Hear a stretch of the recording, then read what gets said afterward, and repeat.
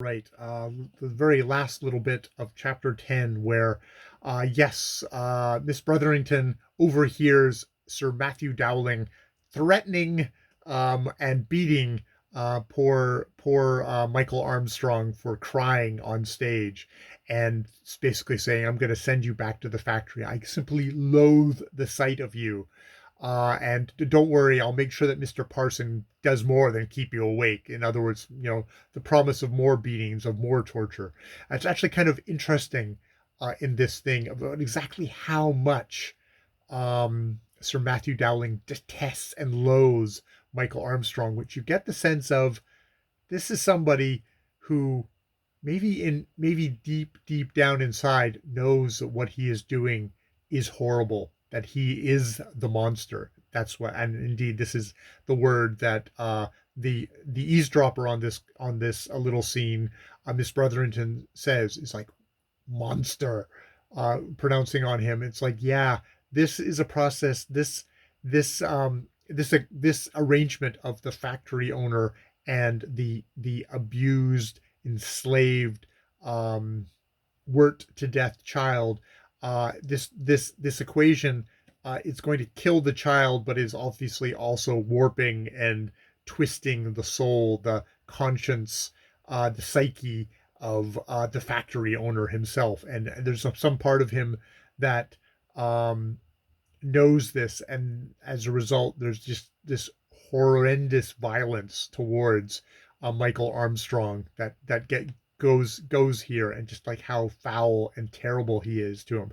I mean, a part of it is also just completely, I guess to do this, you've got to dehumanize these people, which indeed seems to be in the constant refrain. It's like, well, why are factory people? Because that's the thing that really puzzles Miss Brotherton. It's like, well, why are all the people who work in factories so horrible?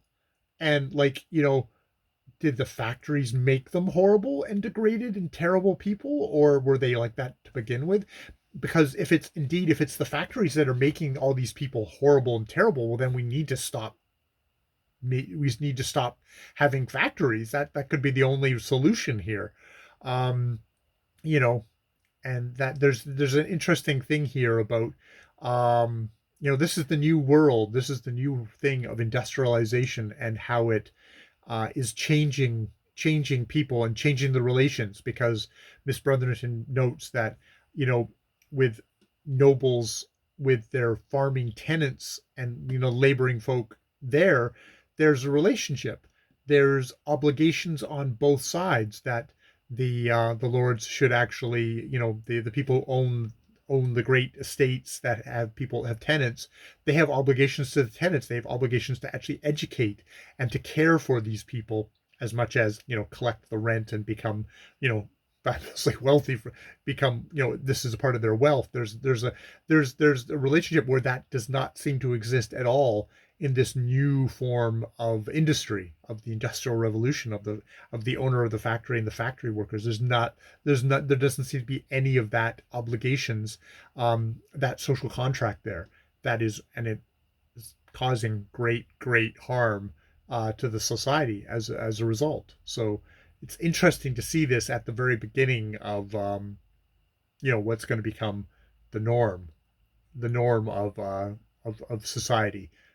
Here's a novelist talking about that right here, which is interesting, and not a Marxist, not somebody who's anyway that left of the field. Someone who's fairly conservative. I mean, I don't know.